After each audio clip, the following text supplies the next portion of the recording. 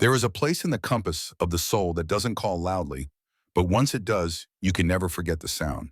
It's not a roar, but a whisper, a direction that doesn't promise warmth or comfort, but truth. That place is the North. The North has always held a certain stillness, a magnetic silence that ancient seekers, mystics, and wanderers have long gravitated toward. And while the modern world measures north with maps and compasses, the spiritual world has always known it by feeling by an inner pull that says, here lies the doorway. But why the north? Why not the bright rising east, or the fiery south, or the setting dreamlike west to answer that we must travel back not just in miles but in centuries? Must possibly 1. The North in ancient civilizations. In the ancient world, direction was never just geography, it was cosmology. The North in particular was sacred. In Egypt, the pyramids of Giza stand in eerie alignment with the stars of Orion and the North Celestial Pole. The shafts inside the Great Pyramid don't simply ventilate, they point to the heavens, to the imperishable stars, to the north. The Egyptians believed that the souls of pharaohs ascended to this northern sky, joining the undying stars beyond death. To them, the north was not just a direction, it was immortality. In India, the Vedic scriptures describe the north as Uttara, a word that means not only north but also higher. The north was where the sacred Himalayas rose, the home of the gods, the silence of the sages. It is no coincidence that Mount Kailash, considered the axis mundi in Hinduism, Buddhism, and Jainism, sits in the high north, untouched, unclaimed, unreachable. The Vastu Shastra, India's ancient system of architecture, advises positioning entrances or places of worship facing north when one seeks wealth, clarity, or spiritual advancement. And behind this wisdom lies not just superstition, but an understanding of energetic alignment, of receiving from the north a current that stirs the soul awake. Even the ancient Chinese mapped their cities, palaces, and altars with geomantic precision.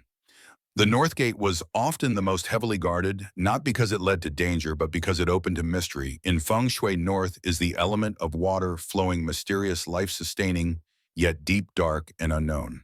2. The magnetic soul, scientific and spiritual. North today, we know that the earth has a magnetic field, that it flows from the magnetic south to the magnetic north. But what science explains with force lines and field strengths, the mystics felt as energy. When you sit facing north, you align yourself with the flow of the earth's magnetism. Your spine, your breath, your consciousness all begin to tune with that invisible current. Some traditions believe this helps raise Kundalini, the serpent energy said to rest coiled at the base of the spine. Even birds, whales, and migratory animals follow this pull.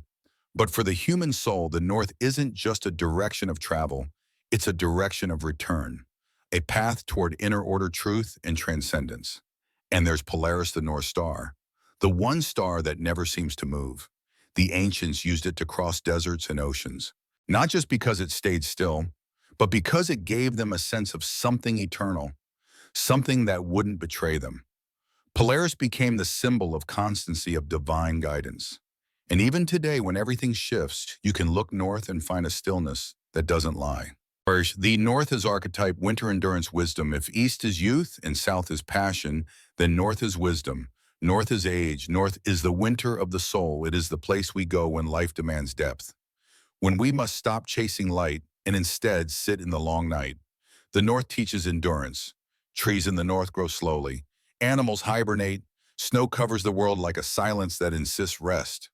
Listen, among Native American traditions, the medicine wheel associates the north with elders' wisdom and clarity.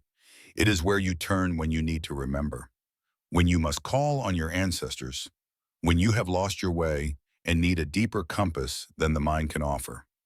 The north isn't kind in a soft way, but it is kind in the way truth is kind. It doesn't flatter, it refines. 4. Mythology in the northern realms. It's not just spiritual traditions. Mythologies across the world whisper of mysterious lands hidden in the north. In Greek tales, there was Hyperborea, a paradise beyond the north wind, where the sun never set and people lived in peace. The land was unreachable by sea, or land known only to the few, perhaps those who journeyed inward, not outward. In Tibetan Buddhism, there is Shambhala, a hidden kingdom in the far north beyond the Himalayas where enlightened beings dwell. It's not on any map yet. Many seekers have spent lifetimes searching for it. perhaps because it exists within a state of consciousness only revealed when the ego melts away. In Norse mythology, the north is associated with Niflheim, the land of fog and ice of ancestors in deep memory, but also with Asgard, home of the gods. Coldness, after all, does not mean death, it means initiation. And in Celtic lore, the bear guardian of the north is a symbol of hibernation and rebirth. The sleeping bear is not dying, it is dreaming, transforming. 5. Ritual and alignment. How to face the north. But how do we use this sacred knowledge? Sit facing north in meditation. Let your spine grow tall. Imagine your breath moving like water upward, steady. Allow your thoughts to slow. The north does not shout, it waits. And the deeper your silence, the more clearly you will hear. Many spiritual practices recommend beginning rituals facing north when you seek strength, clarity, or protection. You can create an altar on the northern wall of your home place, a candle, a crystal, something from the earth.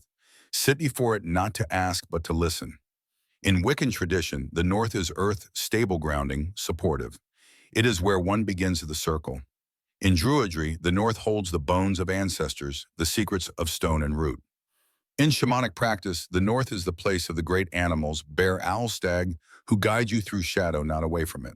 And when you sleep, try aligning your body with this current, head to the south, feet to the north.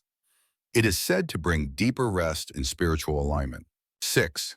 Modern disconnection and rediscovering direction. In our modern lives, we rarely think about direction. Buildings are designed for efficiency, not energy. We wake, eat, sleep under electric light, but the body still remembers. The soul still seeks. We are disoriented not just mentally, but energetically. And reorienting to the north is not superstition, it's restoration. You don't need a compass. Sit quietly, close your eyes, feel which way pulls you inward. That's your north. The more you honor it, the more it speaks. The more you sit in its silence, the more it teaches. 7. The north in dreams, death and rebirth. Many cultures believe that the soul at death moves north, that the path to the ancestors lies in that direction, that to face north in prayer is to open a channel to the other side. In dreams, when you travel north, you're often entering deep territory, facing truths, fears, or initiations your waking mind resists. But these are sacred dreams, not nightmares. They're invitations.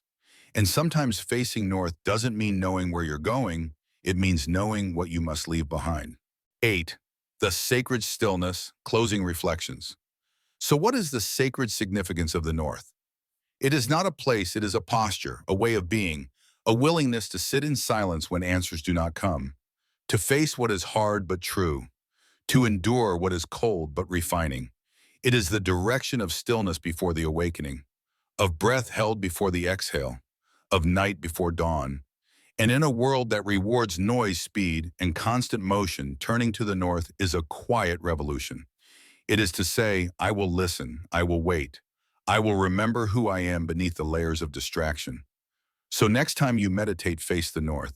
Next time you feel lost, pause and look north. Not for escape, but for remembrance, not to be warmed, but to be awakened. Because in the north lies a power that doesn't burn, but transforms. And maybe, just maybe, that's exactly what your soul has been waiting for.